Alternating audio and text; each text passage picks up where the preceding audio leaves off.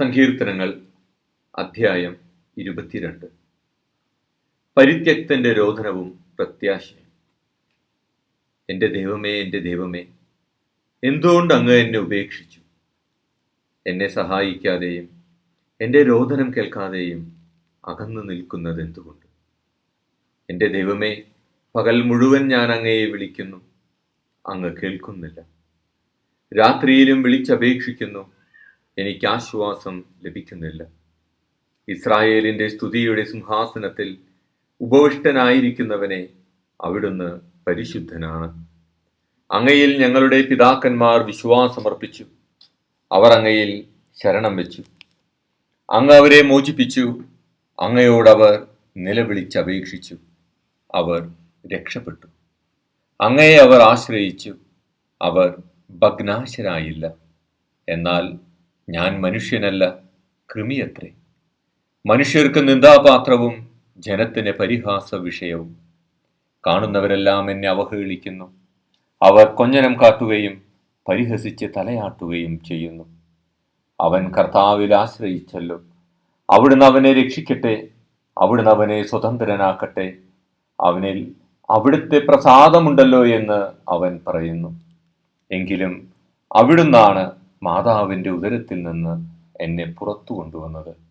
മാതാവിൻ്റെ മാറിടത്തിൽ എനിക്ക് സുരക്ഷിതത്വം നൽകിയതും അവിടുന്ന് തന്നെ. അങ്ങയുടെ കൈകളിലേക്കാണ് ഞാൻ പിറന്നു വീണത്. മാതാവിൻ്റെ ഉദരത്തിലായിരിക്കുമ്പോൾ മുതൽ അവിടുന്നാണ് എൻ്റെ ദൈവം. എന്നിൽ നിന്ന് അകന്നു നിൽക്കരുതേ, ഇതാ ദുരിതമടുത്തിരിക്കുന്നു, സഹായത്തിനാരുമില്ല. കാളക്കൂറ്റന്മാർ എന്നെ വളഞ്ഞിരിക്കുന്നു, ബാഷാൻ കാളക്കൂറ്റന്മാർ എന്നെ ചുറ്റിയിരിക്കുന്നു. ആർത്തിയോടെ അലറിയെടുക്കുന്ന സിംഹം പോലെ അവ എൻ്റെ നേരെ വായ്പിളർന്നിരിക്കുന്നു. ഒഴിച്ചു കളഞ്ഞ വെള്ളം പോലെയാണ് ഞാൻ. സന്ധിബന്ധങ്ങൾ ഉലഞ്ഞിരിക്കുന്നു, എൻ്റെ ഹൃദയം മെഴുകുപോലെയായി, എൻ്റെ ഉള്ളിലത് ഉരുകിക്കൊണ്ടിരിക്കുന്നു. എൻ്റെ അണ്ണാക്ക് ഓടിൻ്റെ കഷണം പോലെ വരണ്ടിരിക്കുന്നു, എൻ്റെ നാവ് അണ്ണാക്കിൽ ഒട്ടിയിരിക്കുന്നു. അവിടുന്ന് എന്നെ മരണത്തിൻ്റെ പൂഴിയിൽ ഉപേക്ഷിച്ചിരിക്കുന്നു. നായ്ക്കൾ എൻ്റെ ചുറ്റും കൂടിയിരിക്കുന്നു, അധർമ്മികളുടെ സംഘം എന്നെ വളഞ്ഞിരിക്കുന്നു. അവർ എൻ്റെ കൈകാലുകൾ കുത്തിത്തുളച്ചു, എൻ്റെ അസ്ഥികൾ എനിക്ക് എണ്ണാവുന്ന വിധത്തിലായി. അവർ എന്നെ തുറിച്ചു നോക്കുന്നു, അവർ എൻ്റെ വസ്ത്രങ്ങൾ പങ്കിട്ടെടുക്കുന്നു, എൻ്റെ അങ്കിക്കായി അവർ നറുക്കിടുന്നു. കർത്താവേ, അങ്ങ് അകന്നിരിക്കരുതേ, എനിക്ക് തുണയായവനെ, എൻ്റെ സഹായത്തിന് വേഗം വരണമേ. എൻ്റെ ജീവനെ വാളിൽ നിന്ന് രക്ഷിക്കണമേ, എന്നെ നായുടെ പിടിയിൽ നിന്ന് മോചിപ്പിക്കണമേ. സിംഹത്തിന്റെ വായിൽ നിന്ന് എന്നെ രക്ഷിക്കണമേ, കാട്ടുപോത്തിന്റെ കൊമ്പുകളിൽ നിന്ന് മുറിവേറ്റ് എന്നെ മോചിപ്പിക്കണമേ. ഞാൻ അവിടുത്തെ നാമം എൻ്റെ സഹോദരരോട് പ്രഘോഷിക്കും. സഭാമധ്യത്തിൽ ഞാൻ അങ്ങയെ പുകഴ്ത്തും.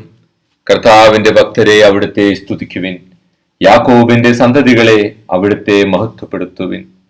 ഇസ്രായേൽ മക്കളെ അവിടുത്തെ സന്നിധിയിൽ ഭയത്തോടെ നിൽക്കുവിൻ. എന്തെന്നാൽ പീഡിതന്റെ കഷ്ടതകൾ അവിടുന്ന് അവഗണിക്കുകയോ പുച്ഛിക്കുകയോ ചെയ്തില്ല. തന്റെ മുഖം അവനിൽ നിന്ന് മറച്ചുമില്ല. അവൻ വിളിച്ചപേക്ഷിച്ചപ്പോൾ അവിടുന്ന് കേട്ടു. മഹാസഭയിൽ ഞാൻ അങ്ങയെ പുകഴ്ത്തും.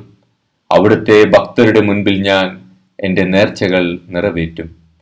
ദരിദ്രർ ഭക്ഷിച്ചു തൃപ്തരാകും. കർത്താവിനെ അന്വേഷിക്കുന്നവർ അവിടുത്തെ പ്രകീർത്തിക്കും. അവർ എന്നും സന്തുഷ്ടരായി ജീവിക്കും. ഭൂമിയുടെ അതിർത്തികൾ കർത്താവിനെ അനുസ്മരിക്കുകയും അവിടുത്തെ അടുത്തേക്ക് തിരിയുകയും ചെയ്യും. എല്ലാ ജനതകളും അവിടുത്തെ സന്നിധിയിൽ ആരാധനയർപ്പിക്കും.